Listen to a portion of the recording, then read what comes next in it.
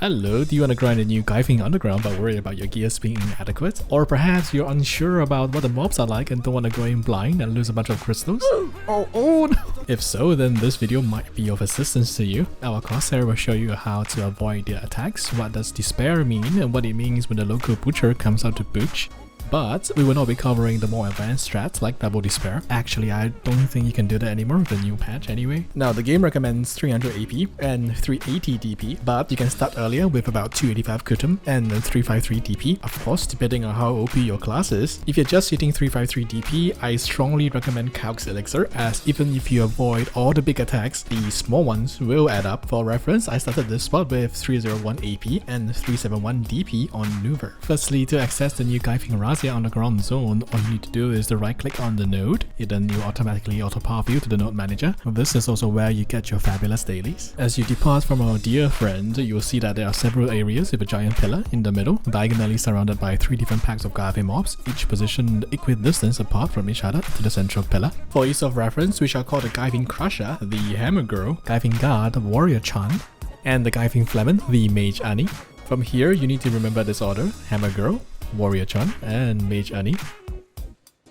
Upon their demise, each will grant you a specific buff that will greatly increase your damage against the next specific mob. In this case, killing the Hammer Girl will grant you the Stalwart Warrior's Resolve buff, which will increase your damage against Warrior Chan, and killing Warrior Chan will grant you the Wisdom buff against the Mage Unnie. And finally, killing the Mage Unnie will grant you the Rage buff against the Hammer Girl, completing the full trifecta of mobs in this zone. This is a key concept for this mod, so please do remember it well. If colors are more your thing, just remember red equals to Hammer Girl, blue means Warrior Chan, and soft purple means Mage Unnie. Once you kill one type of mob, the positions of the others will shuffle around for a bit. Don't worry, just be calm and look for the next mob in the cycle, and you'll be fine. Now we'll move on to the specific attacks that each mob has and how you can avoid the incoming damage. First up is Hammer Girl. She wields big hammers and her attacks can be classified into 3 main types. The downward smash, which you can avoid by simply sliding to her back as soon as you see her raising her hands. Next up is the swing, which she will swing wildly to her side 2 times.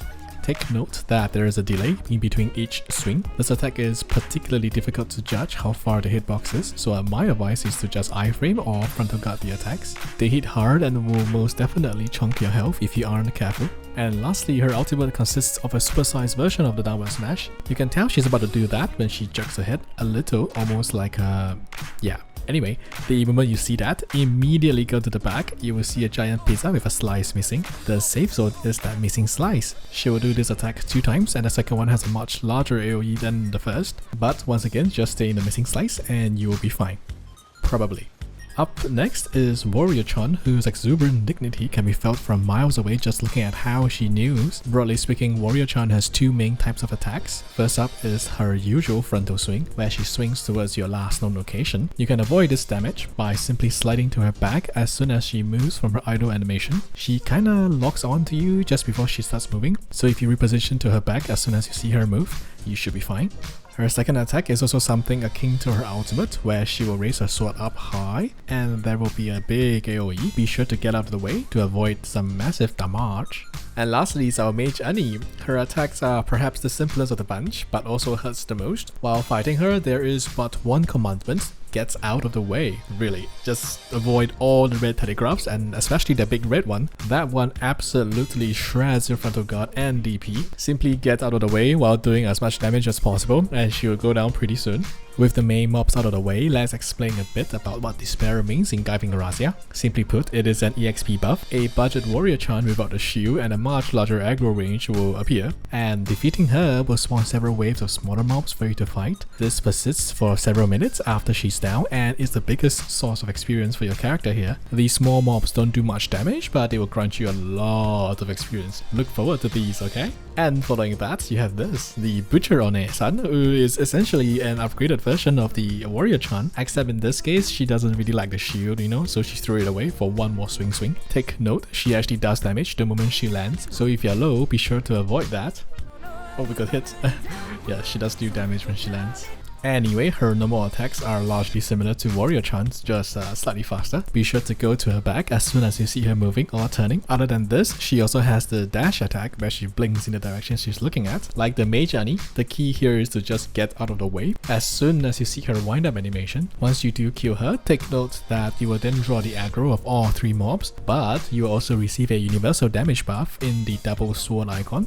Here, be sure to take your safety into consideration first and then kill everybody for quick rewards. And lastly, if you happen to draw the aggro of 2 mobs at once, this message will appear.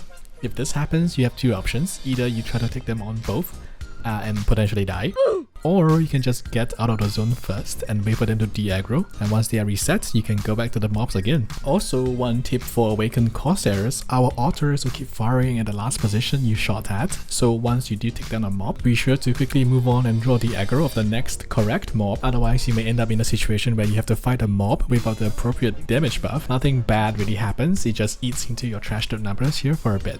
Wait, did you put the wrong aggro?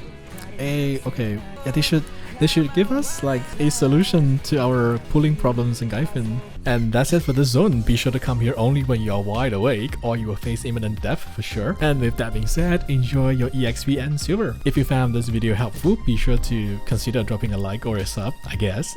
With that, take care and goodbye, and I'll see you guys in the next video.